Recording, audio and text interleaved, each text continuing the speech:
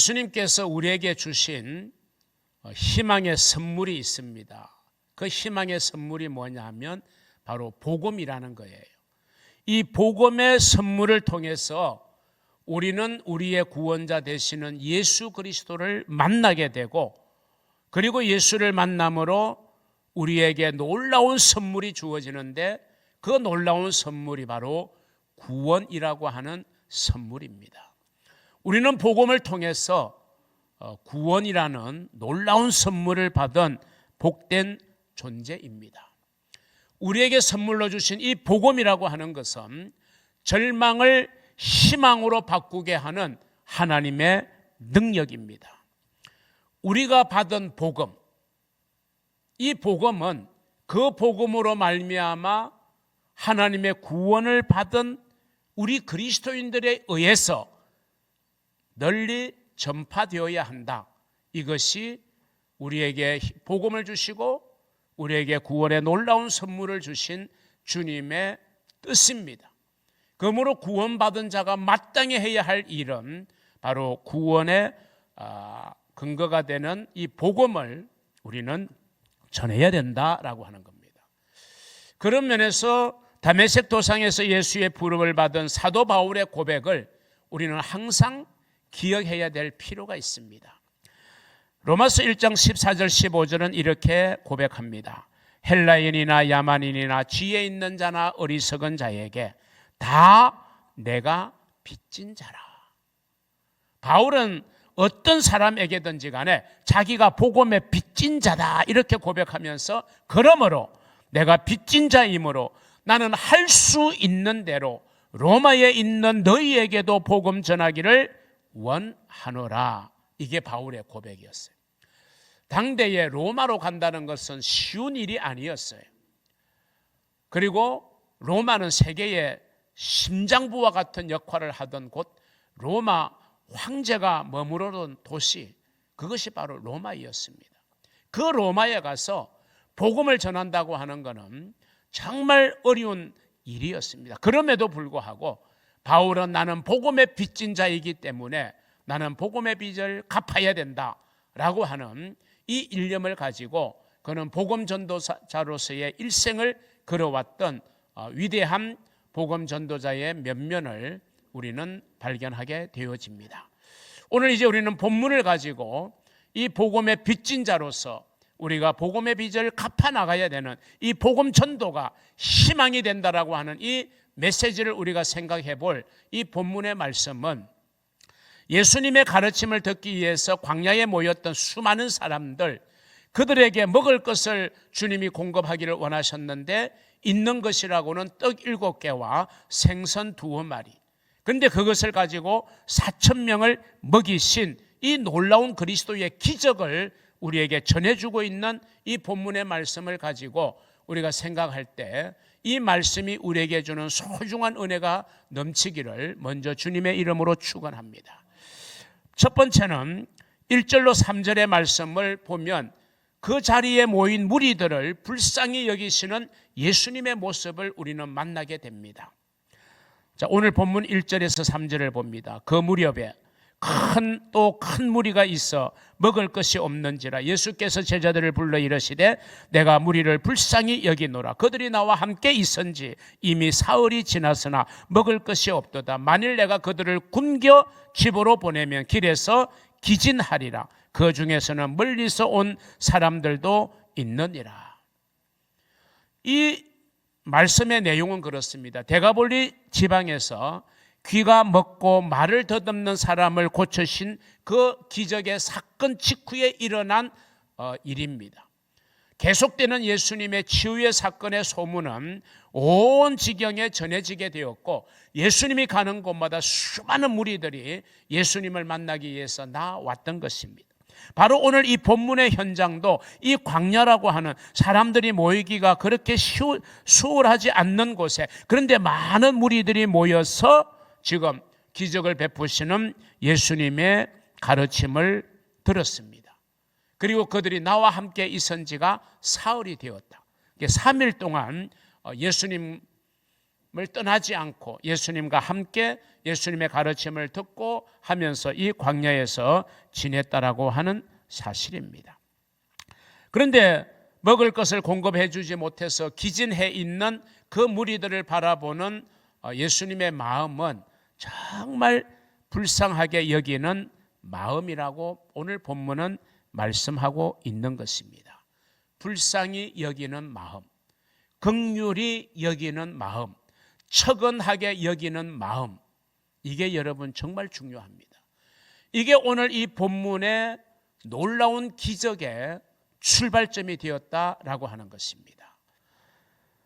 여러분, 오늘 이 본문의 말씀 속에서 지금 무리가 그런 상태를 바라보는 주님의 마음이 얼마나 불쌍히 여기고 처근히 여기고 긍휼히 여기는 마음이 있겠어요. 여러분, 어쩌면 이 본문의 현장, 이 본문에 나오는 수많은 사람들의 이 현실은요, 우리의 인생사를 나타내는 이야기이기도 합니다. 우리에게는 나름대로의 수요가 있어요. 우리가 필요로 하고 우리가 원하는 어떤 기본적인 요구들이 있고 욕구들이 있어요. 또 채워져야 될 수요들이 있어요. 그런데 그게 채워지면 우리가 별반 문제 없겠지만 어떤 경우에 보면 그게 우리의 수요대로 우리의 욕구대로 채워지지 않는 게 너무 많아요. 그럼 이제 수요와 공급의 불균형이 일어나잖아요, 우리의 삶에서. 그럼 이제 내 삶이 만족스럽지 못한 거예요.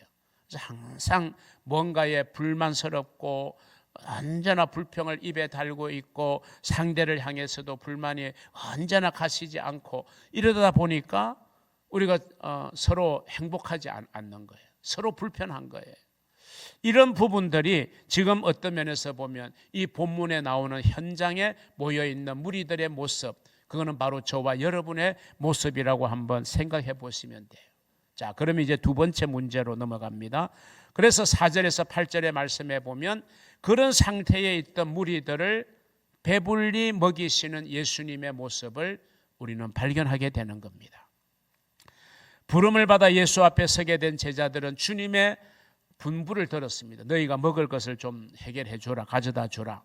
그런데 제자들이 예수님 앞에 보고할 수밖에 없는 것은 선생님, 이거는 도저히 불가능합니다. 이 불가능의 상황을 보고할 수밖에 없어요. 그게 이제 4절의 말씀이에요. 제자들이 대답하되 이 광야 어디서 떡을 얻어 이 사람들로 배부르게 할 수 있으리까? 이 말의 의미는 뭐냐 하면 광야라고 하는 곳은 떡을 구할 수도 없는 장소일 뿐더러 이 4천여 명에 되는 이 사람들의 분량을 어떻게 일시에 구하며 돈이 어디 있어서 그 분량의 떡을 구할 수 있겠습니까?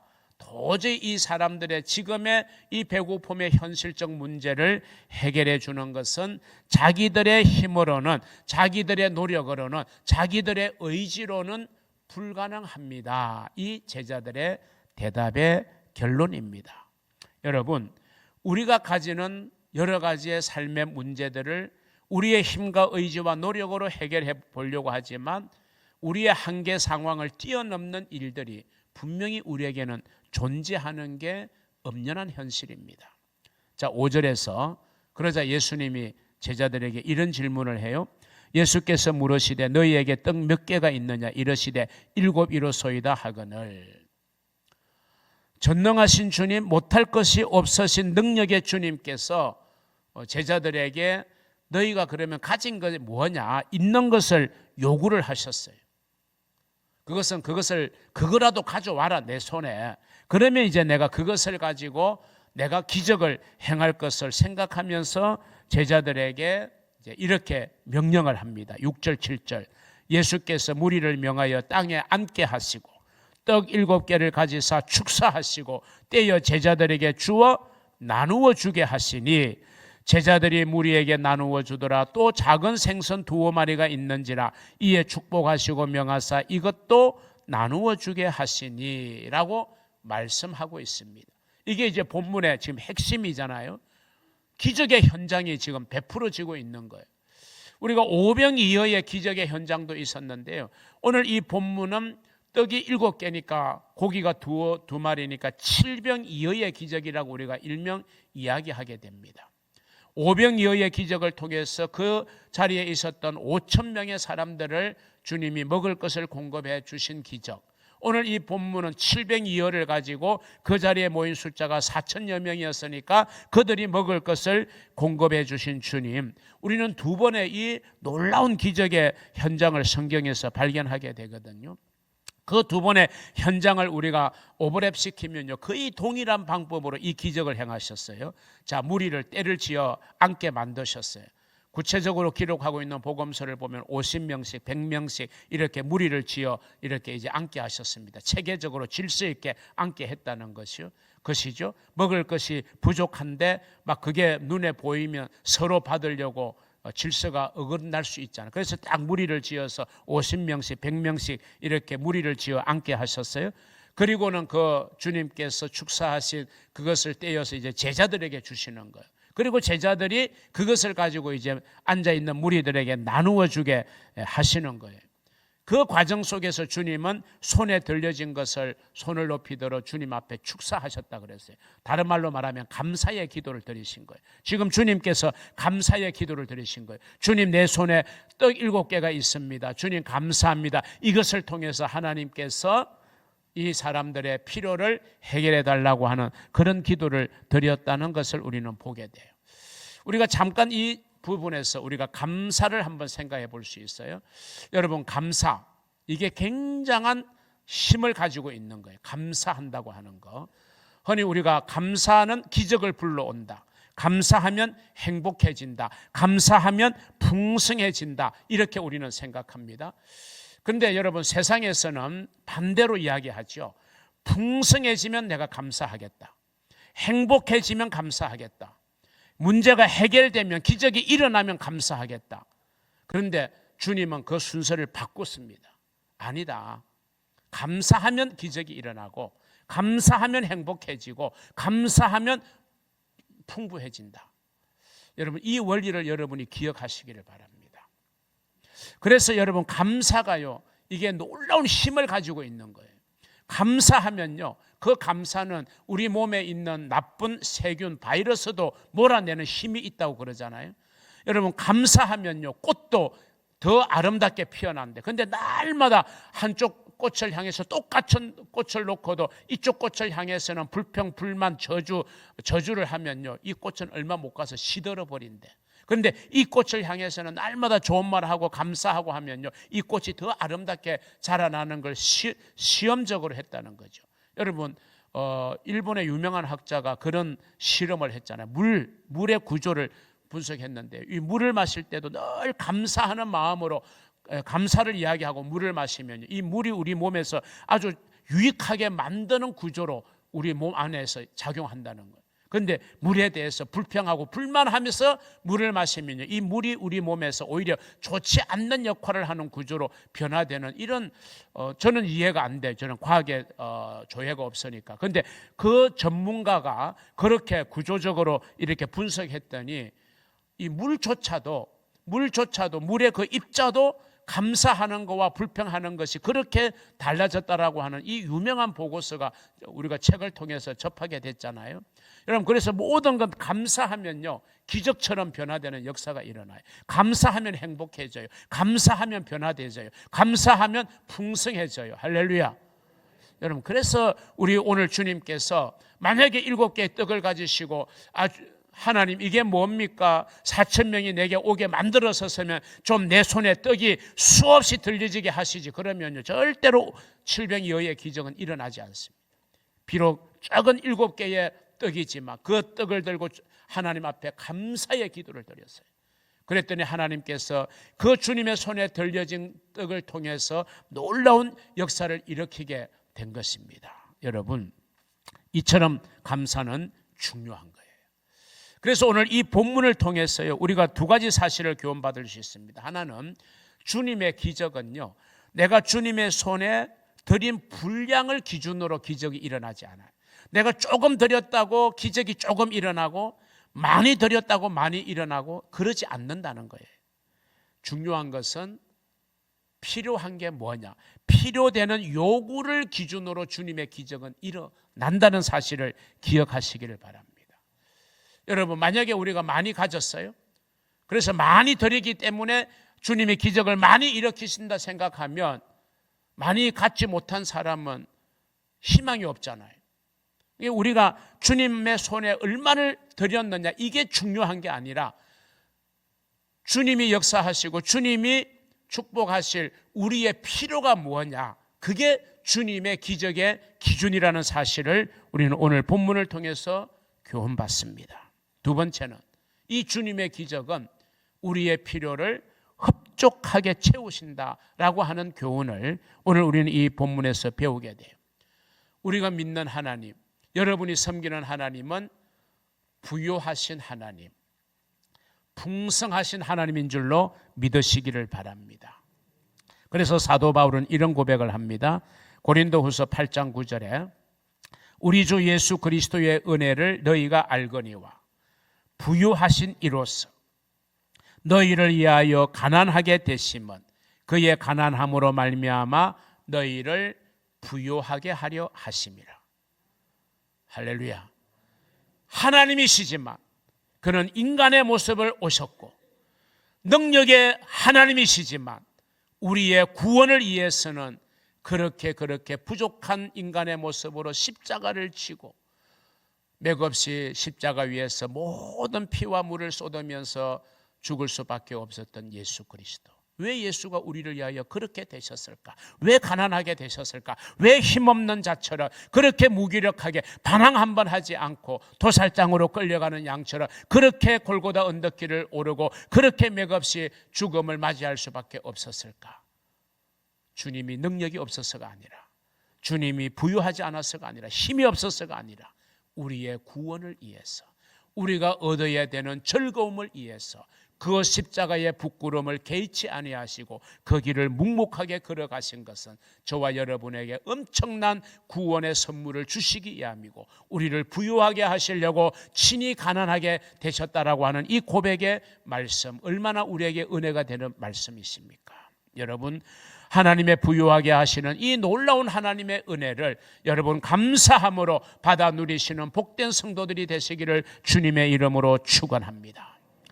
마지막 세 번째 본문 9절로 10절에 보면 이렇게 놀라운 일을 행하신 주님, 그래서 기진해 있던 모든 사람들을 충전시켜 주시고 배불려 먹여 주시던 그 무리들, 우리가 생각할 때 이제 이 어려움이 해결됐으니까 또 그들을 붙들고 또 뭔가 교훈하시고 가르칠 수도 있을련만, 그런데 주님은 이 무리들을 각자의 집으로 흩어 보내시는 예수님의 모습을 우리가 본문에서 발견하게 됩니다. 놀라운 기적을 행하신 주님께서는 모인 무리들을 그냥 그 자리에 머물러 두게 하지 아니하시고 다시 그들의 삶의 현장으로 돌려 보내셨다는 거예요. 왜 그랬을까? 여러분, 주님께서는 저와 여러분이 우리의 삶의 현장을 등한히 여기며 살기를 절대로 원하시는 분이 아니에요. 저와 여러분의 삶의 현장에서 우리가 해야 할 일들을 최선을 다해서 주님은 감당하기를 원하시는 분이고, 그 일 하도록 우리에게 힘 주시고 도와주시고 은혜 주시는 분이기 때문에 우리의 삶을 내팽겨치거나 우리의 삶을 등한시하는 건 이건 주님의 뜻이 아니에요. 이단 사이비들이 이걸 잘못 생각하는 거죠. 여러분, 그거 하나만 봐도요, 교회가, 어떤 종교가 그들의 삶의 현장을 소중하게 여기고 그들이 하는 일을 중요하게 여기고 그들의 가정과 그들의 하는 직장 사업을 소중하게 여기게 만들면요, 그거는 이상하지 않아요. 그런데 이단 사이비들 보세요. 한국에서 판을 치는 이단 사이비들, 가정도 버리게 합니다. 직장도 그만두게 하고 그들끼리 모여서 집단 생활하게 만들고, 이게 이단 사이비인 거예요. 아무리 그들의 가르침이 그럴싸하게 보여도 이거 하나만 보아도 아는 거예요. 우리 예수님은 절대로 그들을 묶어두신 분이 아니에요. 변화산상에서 그 아름다운 황홀한 광경을 목격했던 제자들이 주님, 여기가 이사오니 내가 초막 셋을 지을 테니 여기 있읍시다. 그럴 때 주님이 뭐라 그랬어요? 단호하게 거부하시고 아니다, 우리는 산 아래로 내려가야 된다. 사랑하는 성도 여러분, 우리는 주님으로부터 무엇보다도 긍휼히 여김을 받는 게 필요해요. 세상의 삶에 지치고 피곤했는데 주일이면 주의 전에 나올 때 여러분이 정말 나오는 그 여러분의 발걸음, 예배드리는 여러분의 모습을 주님이 보시잖아요. 그때 주님이 여러분을 긍휼히 여기는 마음이 있어야 돼요. 그래야 그곳에서 역사가 일어나는 거예요. 우리가 예배에 오기는 왔는데 전혀 긍휼히 여기는 마음이 없다면 안 되잖아요. 선생의 입장에서 학생들이 교실에 왔는데 정말 배우고자 하는 마음을 가지고 열정을 다하면 하나라도 더 가르치려고 가르치겠지만 딴짓하고 수업에 집중하지 않고 엉뚱한 일을 하면요, 선생님은 기가 꺾이는 거예요. 여러분이 이 예배당에 와서 예배 드리는 일에 집중해야지 핸드폰 만지작거리고 다른 일에 신경 쓰고 하면요, 하나님이 여러분을 긍휼히 여길 수가 없는 거예요. 긍휼히 여김을 받아야 하나님이 정말 은혜를 주시고자 하는 마음이 들어야 여러분이 은혜 받는 자가 되는 거예요. 그런 여러분이 하나님 앞에 긍휼히 여김을 받고 처근히 여김을 받는 여러분이 될 수 있기를 주의 이름으로 축원합니다. 여러분, 우리가 결과를 만들어내는 거 아니에요. 우리가 기적을 일으키는 주인공이 아니에요. 우리는 하나님이 결과를 만드시고 하나님이 기적을 이루시는 줄로 믿으시기를 바랍니다. 내가 아무리 전도 대상자를 가지고 전도하려고 해도요, 내가 그 전도 대상자를 막 전도 결과를 만들어내는 게 아니에요. 결과는 하나님이 역사하는 거예요. 결과는 하나님의 손에 있는 거예요. 그럼 우리가 할 일은 뭐냐? 그 결과, 그 기적이 일어나도록 하기 위해서는 주님의 손에 뭔가 들려지게 해야 된다. 오늘 이 본문의 현장에서 이 칠병이어의 놀라운 기적은 하나님이 하시는 거지 제자들이 하는 게 아니었어요. 그런데 제자들은 무슨 역할을 했어요? 그 주님의 손에 떡 7개가 들려지도록 하는 역할은 제자들이 했다는 거예요. 주님의 손에 들려지게 하는 게 우리의 역할이에요. 우리가 복음을 전하고 전도 대상자를 정해놓고 기도하고 교회가 제공하는 전도지와 전도 물품을 전해드리는 것은 우리가 그 사람을 주님의 손에 올려드리는 수고를 하는 거예요. 그럼 결과는 주님이 역사하는 거라는 거예요. 우리가 기적도 마찬가지예요. 우리가 헌금하고 우리가 봉사하고 우리가 달란트를 주님 앞에 드려서 헌신하는 그 모든 것은 주님 앞에 들려지게 하는 겁니다. 그러면 주님의 손에 들려지면 주님이 그걸 가지고 하나님 앞에 축사하실 때 놀라운 역사가 저와 여러분의 삶에 일어나게 될 줄로 믿으시기를 바랍니다. 중요한 것은 주님의 손에 들려지게 하자. 아무리 우리의 가진 것이 보잘것없고 부족해도 주님의 손에 들려지기만 하면 그것을 통해서 놀라운 기적이 일어나게 될 것입니다. 오늘 여러분들이 주님의 손에 들려지고 여러분이 가진 것들이 주님의 손에 들려지기를 주의 이름으로 소원합니다. 그럴 때 여러분의 필요를 따라 우리 주님이 채우시고 축복하여 주시고 풍성하게 하실 것을 믿으시기를 주의 이름으로 축원합니다. 여러분, 복음 전도, 이게 희망입니다. 복음을 전하는 저와 여러분에게도 희망이고 축복이 되는 일입니다. 주님의 손에 올려놓는 거예요. 복음 전도하는 이 일에 우리가 헌신하는 것은. 그리고 복음 전도는요, 듣는 사람에게도 그게 희망이 되고 축복이 되는 줄로 믿으시기를 바랍니다. 전하는 자와 듣는 자에게 모두가 희망이 되고 축복이 되는 것, 이게 여러분 복음 전도라고 하는 사실을 믿으시고 복음 전도에 헌신하는 저와 여러분, 우리 인후동 교회가 되어져서 주님이 역사하시는 그런 놀라운 역사를 경험하는 그런 축복의 역사가 있기를 우리 주님의 이름으로 축원합니다.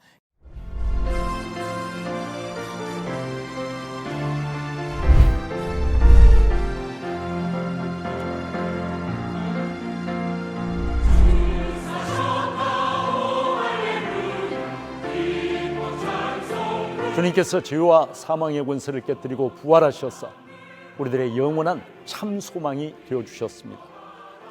부활의 기쁨과 감격을 같이 나누고 코로나로 인해서 무기력해진 우리들의 신앙을 다시 일으켜 세우기 위해서 전주시 기독교연합회에서 부활절 새벽 연합 예배를 드립니다.